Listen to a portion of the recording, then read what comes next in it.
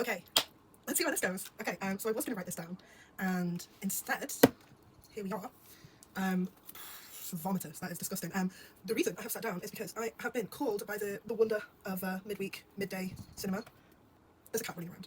Yeah, everyone else is at work. I'm on annual leave, and I've had this first half of the week as like some sort of creative retreat, which has been slay and has made me think about all the really creative stuff that I want to do. And hello. I really hope you can see me in the background because that's hilarious. Made me think about what I want to do, how I want to express it. As you can see by all the crazy stuff in the background, this was not planned, and I can imagine all of the words. I have two separate sides of ancestors reaching through the screen like, from the background. But I did enough Zoom University to kind of be desensitised to all of this. So, hi, we're talking about companions. As I said, I was the only one in the cinema. So I got a real good enjoy out of it. I picked the best seats. I changed from the one at the end to like dead centre. And first of all, the excitement of being able to sit down and being like, oh my god, I get to pick everyone. Companion. Let's have a look. I can't believe I didn't take a single picture of a poster. Usually every time I go to the cinema, I kind of, even with Nosferatu, I like waited for all the goths to parade out inside the outfits. And not derogatory, you know. Imagine I just fucking to take a good picture of the poster, but I didn't for this one. So I don't really know the art, but the aesthetic was gorgeous. That'll kind of be a thing later. I definitely want to get into that. Kind of had less hype going into it than anything else that's been new, kind of Nosferatu vibes. There was less build-up. I get why it didn't get the hype of this like crazy artwork, whatever, art house, sorry. But I think it was really cute, and I think I'm surprised that I haven't heard more about it. So I'm going to talk through a couple of the notes I made and make some sort of artwork. See, I was so ready to write it, but we'll see where we go with this. I was trying to think about like what media I want to use. Fucking pardon. But there was something in Vogue. Oh, I have to go to a different room and get different supplies. Ugh. We'll see. I was looking through this month's Vogue, which has already been, you know, completely demolished so quick. There was this kind of old Hollywood vibe between like Prada, Chanel, Dolce & Gabbana. But I kind of like this kind of old Hollywood shoot film. There's already been something taken out of it. I might use that as some kind of background, maybe with a photo in the gap. I'm thinking kind of old Hollywood. It's sheeny, it's gorgeous. Obviously it's paper, it's going to be great, really easy to work with. I don't know whether I want to add any clay into it, but I'm intrigued, so we'll see. The old Hollywood kind of 50s, not necessarily conservative, looking at the pictures that I've been using in the shoot, but this retro, or this kind of retro era direction that connotes like a crazy conservative politics with the small c isn't historical. Well, hey, this housewife aesthetic, which fits into Iris's aesthetic at the beginning of the film, and that's a point. We'll get to it. So yeah, yep. I have some water. I have some food in the other room, but I probably won't remember. I have a cat who's running around. You gonna speak? Usually you'd have my arm off by now. That's hilarious. But I think if I hold this high enough. Ah! Yeah, let's start with the notes and see what it brings up. But I like that as like a starter aesthetic. Oh, I read the notes and I went, when does the cat fucking die? Anyway, let's get started. I might get a coffee. I probably shouldn't get a coffee. Yeah, if I haven't talked about it before, I will make reference to this at some point. This is my new baby. I spent ages on this and did a lot of kind of reading, design and stuff. There's reflections, there's mirrors, there's ceramics, there's weird kind of air dry clay, there's a little silicone, you know, hey, don't shoot the messenger. Don't hate the player, hate the game. Pandora's Bottle, which I might write something about that at some point. Might not. I might keep talking. I might get started at some point. Who knows? We're seeing where this goes. But 10 minutes in, I think this is a good intro. Let's get started. Let's get tools. This table. This table looks crazy at the moment. I need to clean it before I go away for a little bit, because there's going to be someone working at the table. They'll have a fucking connection if they see the state of the table. So, old Hollywood. We have stuff, paper, some stickers, some little flowers. I'm kind of fucking with the flowers. I feel like that kind of messes with the aesthetic a little bit. Ooh, bonsai wife. Right, okay, cool. She is neatly potted in the home he has provided. Each day he tends her, nourishes, not too richly. She must not grow too strong or reach too high. Sometimes he sits her in the sun, but should she try to push out shoots he does not like, the sharp edge of his tongue will quickly nip and clip them back. From time to time he twists her limbs with hot desire. As tenderly he sprinkles her with words of love. When friends come round, he smiles as they admire his prized possession, his little wife, his beautiful creation. Interesting. So it was, I think that's Amnesty International, postcard from Amnesty International. Again, I think I got it from work in like a little craft bundle. I'm not about to dox myself too early, but support small places that do cool stuff like scrapbooking and journaly stuff. But I'm thinking I'm going to layer it over the top so you can kind of see this peeking through. But I'm going to write on the back what the poem is called. So just if I flip it over, I can make reference to it again.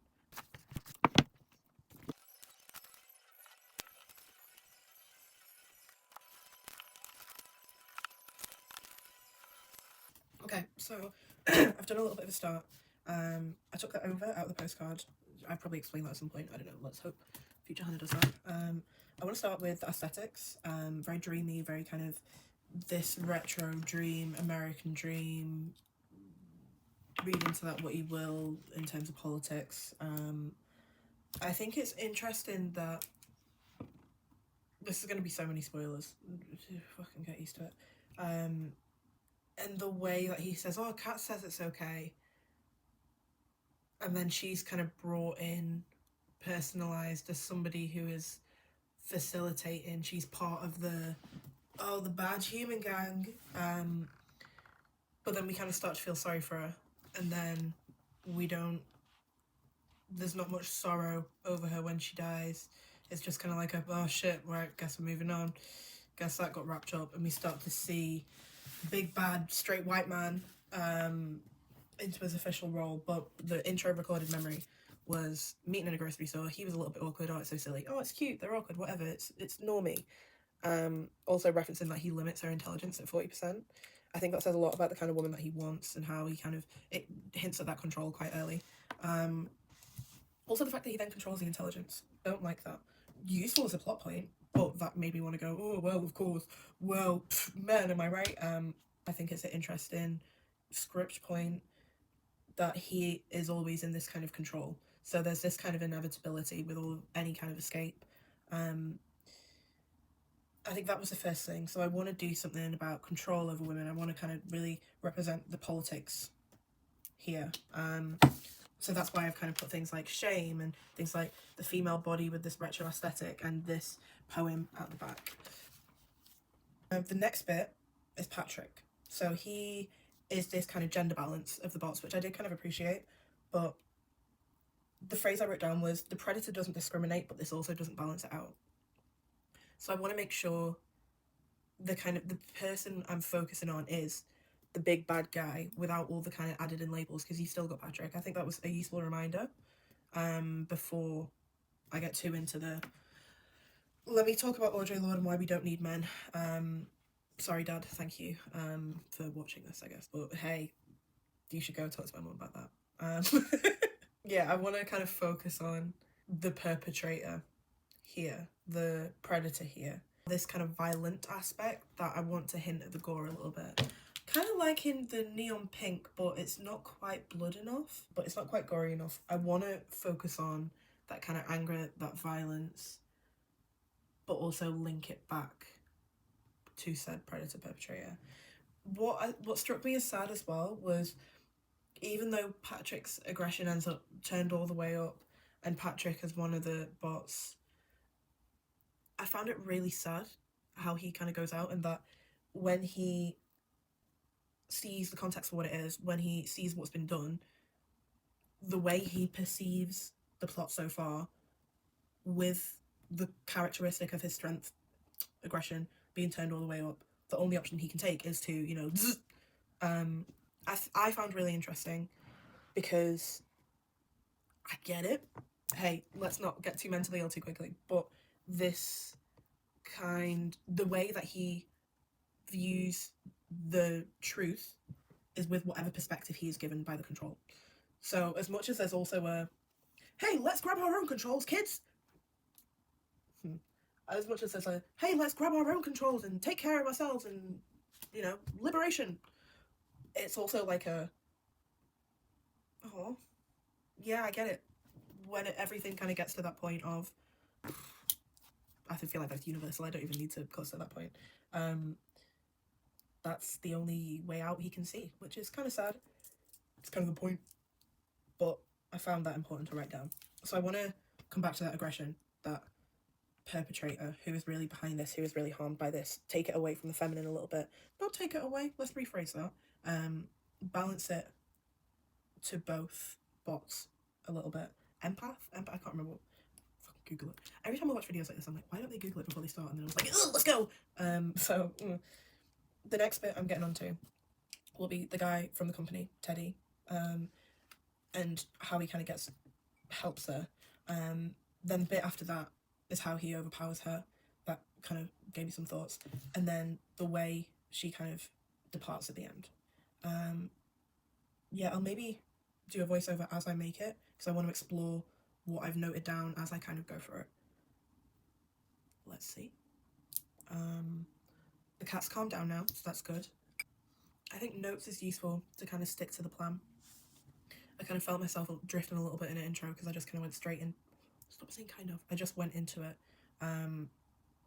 You know, we got spot stickers on. You can't even see that's just as it. Because, you know, it's been a little hormonal journey this last week. We are taking care of ourselves. Yes, I are Betty Boop. Betty Boop was black. Let's not. But I will do a voiceover for this. So here I am adding in the knives to add that touch of violence, obviously symbol for violence. You can probably hear the cat rustling in the background, don't care. Added in words to add that Basquiat, like, mixed media poetry vibe, still getting that violent theme across. And using Posca pens, love them, loving the bright colour. Usually use them on glass, but it was really hard to get rid of the streaks from this. And then adding in some outlines and sparkles for the aesthetic.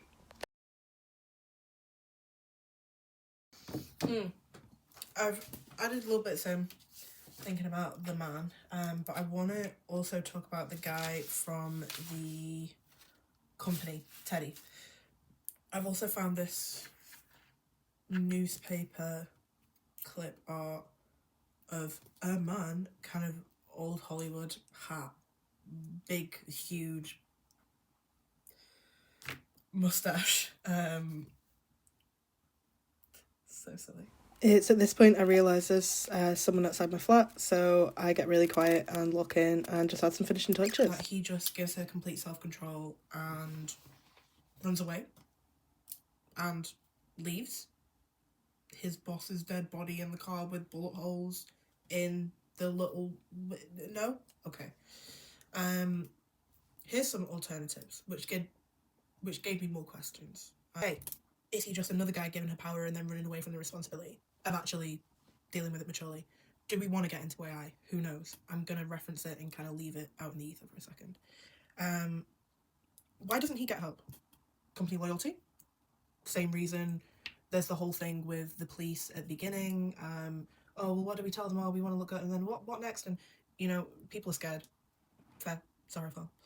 But if we then lean into the company loyalty and whether he feels trapped by the company he's in, what are people going to think about the fact that he left anyway? This kind of greed and anti-capitalist tone comes into it, which I think is interesting. It's referenced throughout the film.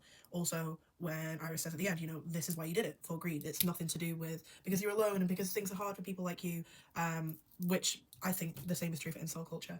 It's very, you know, you can be understanding, and then it's like, hey, everyone has a responsibility to make the most out of it, and if you use that responsibility to directly hurt other people, hey. Another thing that I wanted to know was whether the company guy gave her access to the mods, or did he just give her control over herself but then go, let's limit that power. Scary things happen when you get a lot of power. How do we feel about that? Because that, let's not make it too autobiographical, okay? Let's just, you know, Is it a throwaway ending? Is it a throwaway that he just gives her self-control? I wrote that because I felt like she turned up and then went, look, it's me back again, but guess what? I'm back. And it felt a little bit cliche, a little trope. There's a scene in QI. There's a part in one of the old episodes of QI when they go, oh, what phrases do people always say in films? And the I'll be back, or don't you die on me, and stuff like that. It felt a little bit like that, like, I'm back, but this time I'm different. And it was kind of, I like that it brought her back into the plot and it didn't end there. Hey, I don't know, it made me think, but I think that's just me being cynical, because I did appreciate that maybe, you know, they're in a rush. Maybe he doesn't have time to go, hang on, let me reset you with all the cool stuff. Maybe, oh shit, I can't access it because your boyfriend's got the weird mod kit back at the lake house. There's so many, you know, explanations for that. But it made me think something else could have been gone into there. Maybe it's explored in further theories in that universe. I don't know. You know, when people write fan fiction because they were left with more questions at the end of the film, stuff like it was kind of giving me that vibe. Not about to write fan fiction though, unless he tries to overpower her at the end. There's a scene where he's kind of straddling her, and you know, big trigger warning there. However, I like the fact that it wasn't easy for her. And hear me out. I like the fact that it wasn't super cliche, super... And then she figured it out and she escaped because she just figured it out. It was a... You know, there is a struggle. There is this constant oppression. There is this constant... what's the point anyway? Let's refer back to Patrick. Appropriate but interesting. I don't need a phone to control you. Hey, that set me off. Don't like the way he'd been talking to her. Obviously, don't like any of the way he's been talking to her, but that felt a little bit too close to home. Good sir, a little bit too close to home. Have fun watching this film, Trigger Girlies. Also, same with Blink Twice, but I think we'll get into that in a kind of upcoming separate, I don't know. We'll see. As in, I made it a bit through that film as well. So Hannah watches films now. Oh my god, yay, she's on holiday. Control and the way he goes from, oh, naive little boyfriend to, oh no, he's the bad guy, he represents everything bad. That's interesting. I haven't fully developed how I feel about that. That felt a little bit closer to the, oh, of course, I could have seen this happen, and of course he was going to be an incel all along. Imagine they made an Agatha roll along with incels. That's hilarious. He was actually one of the freaks, like the guy said, in the van. However, I like that there was a final fight. Do I like it because she's a final girl? Do I like it because it wasn't cliche and it wasn't easy? Do I like it because it allowed us to go back into the theme of all of this gender politics that they're referencing, but tying it into not just AI, just tying it all together in general? Yeah, probably. However, I also liked that it progressed the redemption arc for her. Like, she could take the money and run. She could have her ending and facilitate the next bit. So sure. Also, ending. I wrote down good use of gore. Hey, as somebody who doesn't particularly hate gory stuff, you know, when The Walking Dead's special effects and use of gore was pretty pivotal to me, was something that I saw and went, hey, I don't have a problem with this. And that's kind of my benchmark for what I can see visually and what I can manage up here.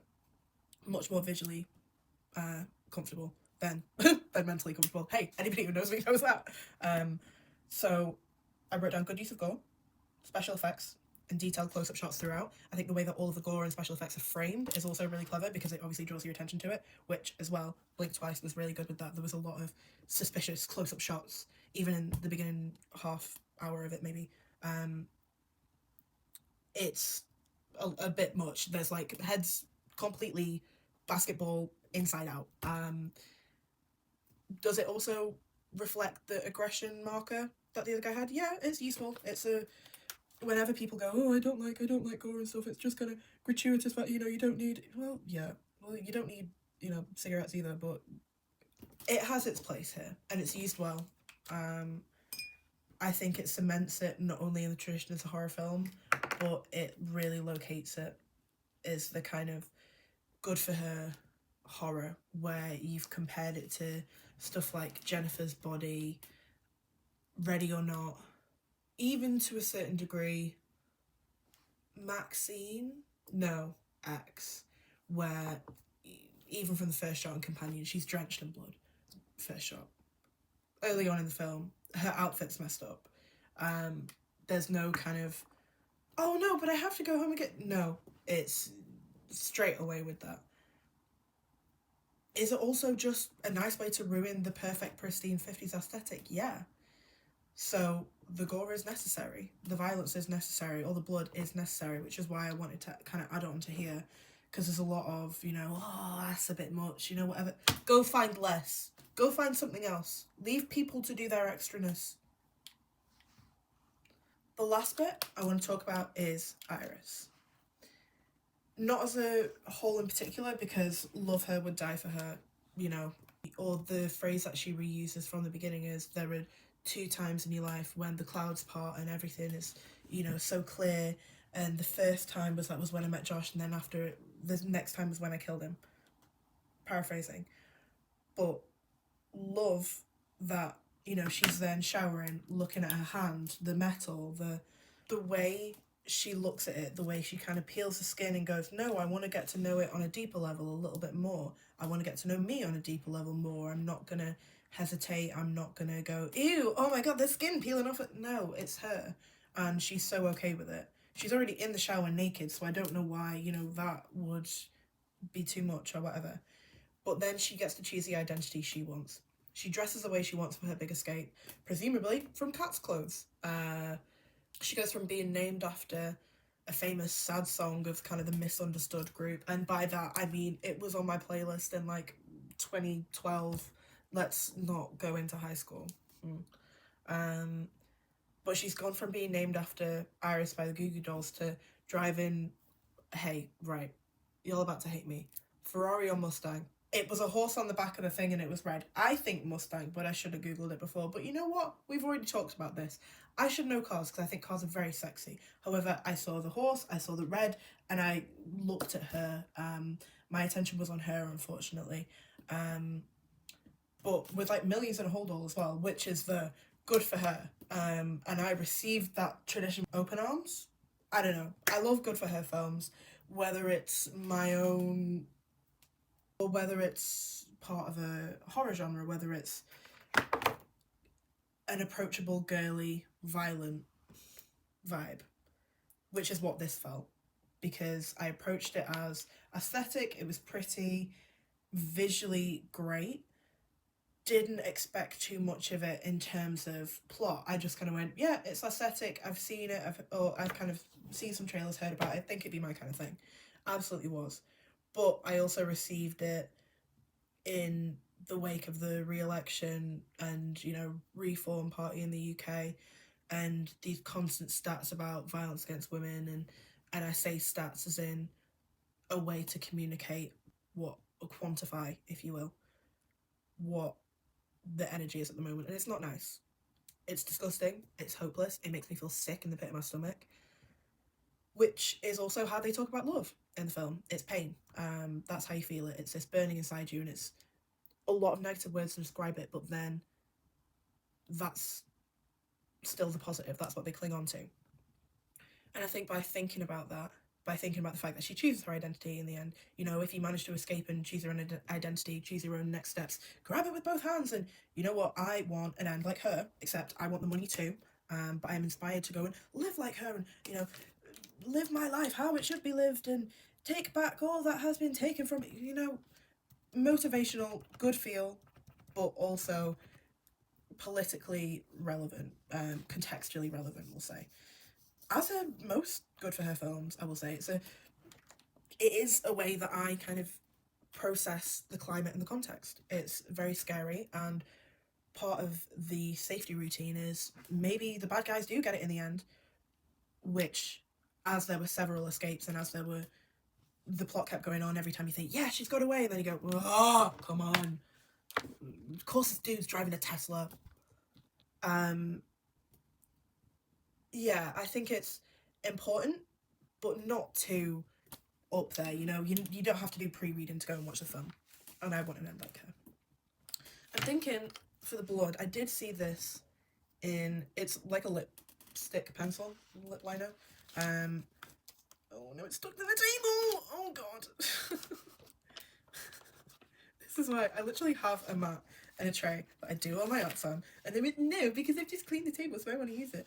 I'm gonna go over the chalk pen with the lip liner just to add this kind of smudged red.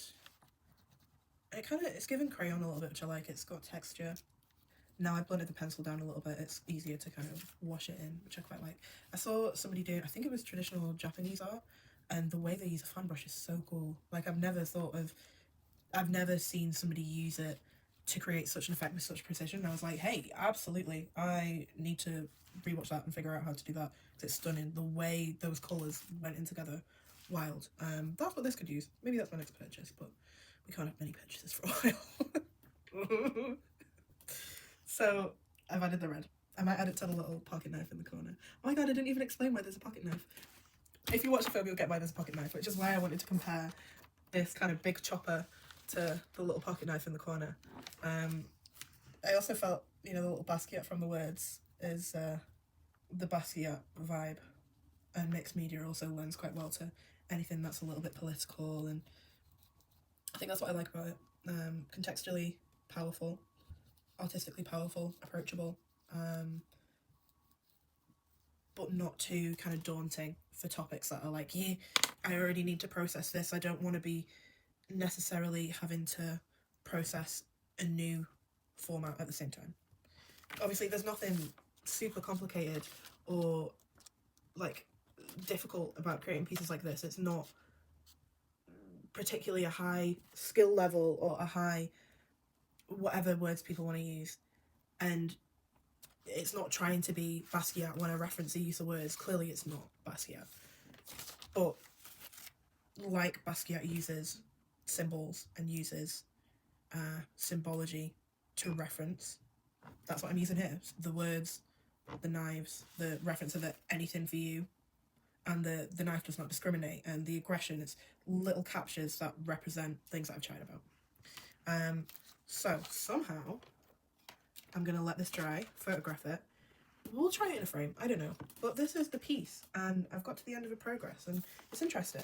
The fact that I always thought I was gonna, you know, I wanna like show up really cute and really, no, it's just, you know, baby hairs out, spot stickers on. Straight from the cinema, which was straight from my house. You know, it's fun. And it was fun chatting. Have I had fun? Yeah, I enjoyed it. Did it also make me go, oh my god, but what if that one person that I really want vengeance on sees it? And what? Like, it's not that deep. And it was fun to make. You know, it is deep. The knife and cat's back. Which, hey, that's what you get when you side with people like that. That's all I'm saying. Did I kind of respect Cat for the Hustle? Yes. I've come to see this film after reading these two books, or kind of digging into them a little bit, on Connection and obviously Your Silence Will Not Protect You. I bought them because there was a few relevant bits that I'd read, I think this morning actually. Oh, so what is human nature? And with, I don't know anything about AI, but also like climate change tech thing. Ugh. What I wanted to look at from it was, what is the human nature? What separates the bots from the people? And there's these two perceptions within K Tempest. But is human nature separatism, tribalism, and passionate distrust of the other? Or is it cooperation, recognition, and basic needs? And provided basic needs are all met, a live and let live attitude to all. What's your own nature? How do you know?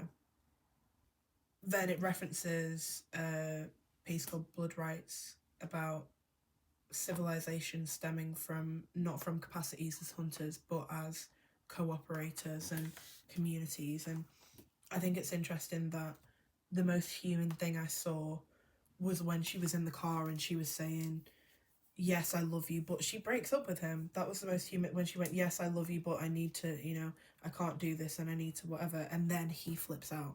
That was the most human thing I saw, and that was coming from someone who's supposed to be a bot. Then the most human thing I saw was all of this separatism, tribalism, passionate distrust of the other. That's what he represents, and then she represents this kind of cooperation. She wants to do it out of love, this recognition.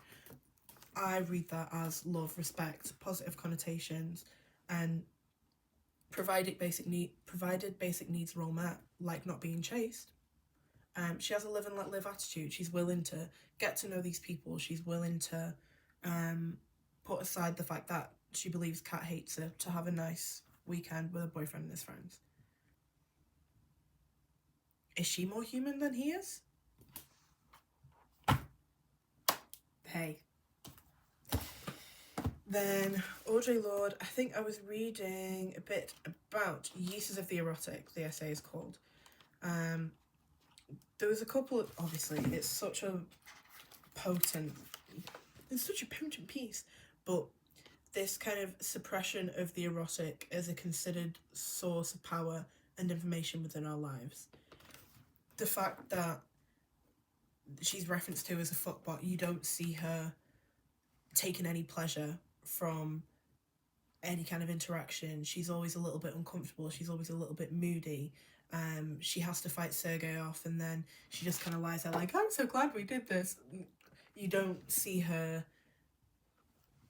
embodied in what is discussed as the erotic, and obviously it's a hesitant, or I feel hesitant getting into it because I'm like, oh, approachability, a little bit too sexy.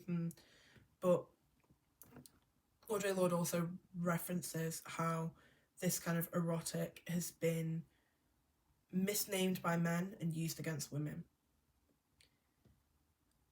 The suppression of true feeling, when we experience the fullness of the depth and feeling and recognizing its power, in honour and respect, or in honour and self-respect, we can require no less of ourselves. So, yes, it's used against her.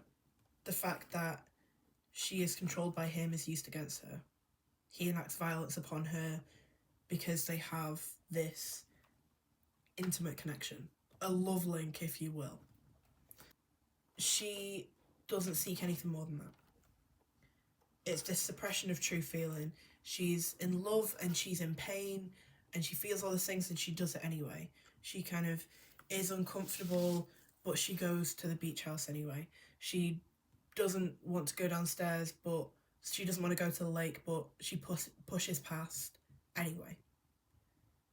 She suppresses all those kind of feminine intuition, kind of, don't like it. When she could leave the kind of situation with Sergei, or she kind of goes to leave and then he says, oh, come back. She goes, no, I'm a nice person. I don't want to embarrass the friends, whatever. Then when she comes to self-acknowledgement, when she comes to a degree of self-knowledge, she then can't go back from that. She knows herself. She knows there is no way back. And then I think his reaction to that is another reason she goes, yeah, this is not right. And then she kind of listens to her intuition going, no, everybody is trying to kill you. You need to get away. You need to take this seriously. She stops trusting him. She stops saying, I love you on the phone. She stops escaping rather than trying to hurt him. I thought I was going to do a bit more kind of female imagery on here, or maybe even add kind of form to it with modelling paste, with clay. But I think we should park the too much gene. I think I should enjoy the process, enjoy what I've created, and yeah, see how it turns out. This has been fun. Will I do it again? Who knows? Where will I put it? Who knows?